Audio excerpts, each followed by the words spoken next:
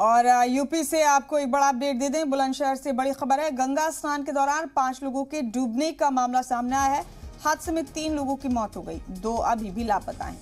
तलाश में एनडीआरएफ की टीम जुटी है। मुतासरीन फैमिली को 4 लाख रुपए की मदद देने का ऐलान किया गया है।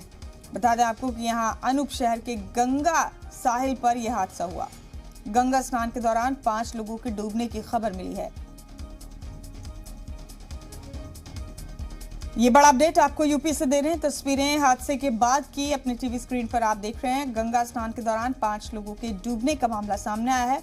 हादसे में 3 लोगों की मौत हो गई, 2 अभी भी लापता हैं।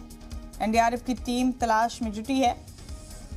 बता दें आपको कि 3 लोगों की मौत हो गई है और 2 अभी भी लापता हैं। एनडीआरएफ की टीम लापता लोगों को तलाशने में जुटी है। मुतासरीन फैमिलीज को 4 लाख रुपए की मदद देने का ऐलान किया गया है।